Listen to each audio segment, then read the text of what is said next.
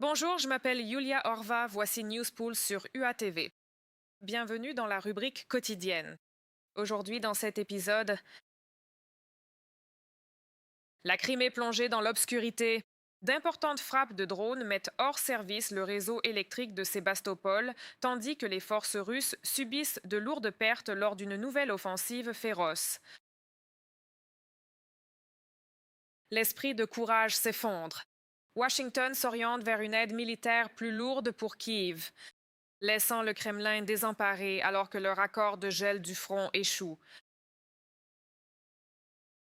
Terreur sur la ligne de front à Nikopol. Une frappe de drone russe meurtrière traverse une station-service du centre-ville, faisant des victimes et laissant les infrastructures civiles sous un siège constant. La ville occupée de Sébastopol a complètement perdu l'électricité après une attaque massive de drones durant la nuit visant ses infrastructures énergétiques. Les autorités locales d'occupation ont confirmé la panne totale, précisant que la principale cible des frappes était la centrale thermique de Balaklava, une installation énergétique cruciale de la péninsule de Crimée. Des explosions ont été entendues dans plusieurs régions de Crimée tout au long de la nuit, notamment à Bakhchisarai, Kerch et près du mont Aïpatri. Cette campagne de drones fait suite à de précédentes opérations ukrainiennes réussies contre les réserves de carburant et les sous-stations électriques de la région, obligeant les responsables de l'occupation à instaurer des coupures d'électricité tournantes d'urgence. Parallèlement, les forces ukrainiennes ont mené des frappes de drones visant les infrastructures à Simferopol, provoquant de fortes explosions et un impact direct sur la centrale thermique locale. Le porte-parole du groupe opérationnel conjoint des forces ukrainiennes, Viktor Trigubov, a averti que l'augmentation notable des combats dans l'est du pays s'inscrit déjà dans le cadre d'une vaste offensive menée par les troupes russes. Les affrontements se sont considérablement intensifiés dans des secteurs clés tels que Liman, Kupiansk et Slobojanski.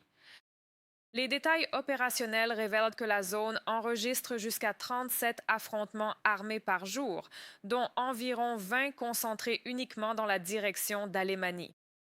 Cette recrudescence de l'activité militaire a porté les pertes quotidiennes de l'armée russe à un niveau compris entre 250 et 300 soldats sur ces fronts. Pendant ce temps, dans la ville de Vovchansk, les forces russes accentuent la pression en tentant d'avancer vers Vovchanskoye-Utri afin de forcer un retrait ukrainien. Cependant, les défenses locales parviennent avec succès à contenir ces avancées.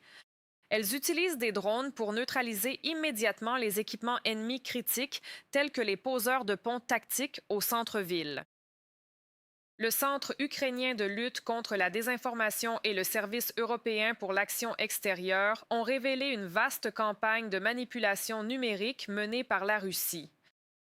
Cet effort conjoint de renseignement a alerté la communauté internationale sur une ingérence étrangère coordonnée visant à saper les processus démocratiques, vous et les alliances stratégiques.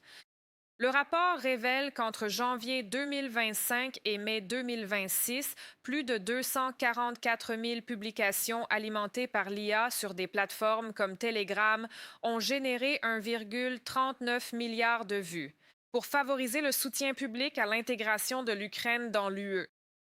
En Ukraine, la campagne attise les craintes de division territoriale et rend l'UE responsable des pertes militaires, tandis qu'en Europe, elle se propage. Des récits de corruption pour freiner l'élargissement du bloc.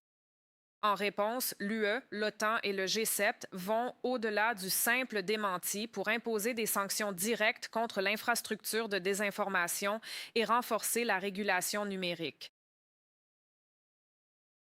Lors d'un dîner à Avion-le-Bain la semaine dernière, au sommet du G7, les États-Unis, le président Donald Trump a déclaré à son homologue ukrainien Volodymyr Zelensky qu'il était profondément impressionné et enthousiaste face au récent succès militaire de Kiev. Trump a particulièrement salué la campagne de frappe à longue portée de l'Ukraine contre des cibles situées en plein territoire russe, suscitant un optimisme prudent au sein du gouvernement ukrainien quant à une possible augmentation du soutien de Washington.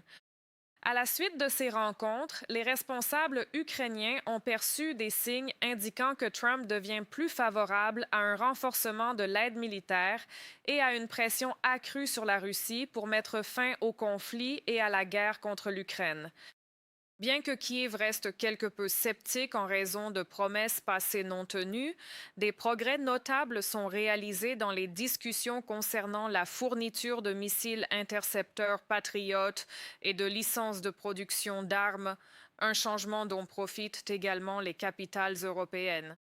Comme il le remarque, le président américain commence à réaliser que la victoire russe n'est pas inévitable. D'un autre côté, les hauts responsables russes, dont le président élu Yuri Ushakov et le ministre des Affaires étrangères Sergei Lavrov, ont accusé les États-Unis de trahir le soi-disant esprit d'encourage, un concept diplomatique utilisé par Moscou pour exprimer ses espoirs de reddition de l'Ukraine.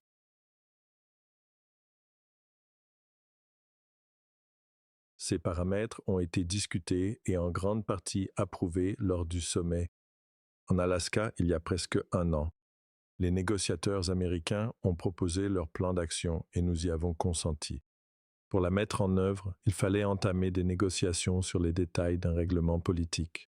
Mais comme vous pouvez le voir, je ne veux même pas soupçonner que l'Alaska, tout comme les actions européennes, avaient pour but de gagner du temps afin de réarmer le régime de Kiev. Je ne veux même pas y penser. Mais en pratique, les choses se sont passées comme elles se sont passées. Le Kremlin avait longtemps exploité cette formulation pour créer l'illusion que Washington avait accepté de remettre toute la région du Donbass sous contrôle russe en échange d'un gel temporaire de la ligne de front. À la suite d'une rencontre entre Donald Trump et Poutine en Alaska l'an dernier. Selon des rapports de Reuters, Moscou a désormais reconnu que ce concept s'est complètement effondré auprès des responsables, admettant qu'ils n'attendent plus des États-Unis qu'ils respectent ces conditions supposées. La direction russe affirme désormais que la rencontre en Alaska n'était qu'une manœuvre américano-russe destinée à gagner du temps pour réarmer l'armée ukrainienne, tandis que les États-Unis, les diplomates, maintiennent un soutien ferme à la souveraineté de l'Ukraine et exhortent la Russie à revenir à de véritables négociations de paix. Voilà ce qu'il en est. Piétons, véhicules, immeubles résidentiels et infrastructures civiles. Les troupes russes intensifient la terreur dans les territoires ukrainiens situés en première ligne. En particulier à Nikopol, dans la région de Dnipropetrovsk, un drone russe a frappé une station-service au centre-ville. Une personne a été tuée et 5 autres ont été blessés. Plus d'informations sur la situation à Nikopol dans ce reportage de Natalia Goussac. Margarita travaillait comme caissière dans une station-service au centre de Nikopol. Le 19 juin, à 16 heures, elle était de service lorsqu'elle a soudain entendu le bruit d'un drone d'attaque russe approchant. J'ai entendu des voix d'enfants et de femmes à la station-service. Je voulais sortir en courant et leur crier de se cacher, mais je n'ai pas eu le temps. Je me souviens qu'un objet lourd m'est tombé sur la tête, puis je suis tombée au sol. Je n'arrivais pas à respirer. Je ne pouvais pas ouvrir les yeux. J'appelais à l'aide, mais j'ai compris que personne ne pouvait m'entendre.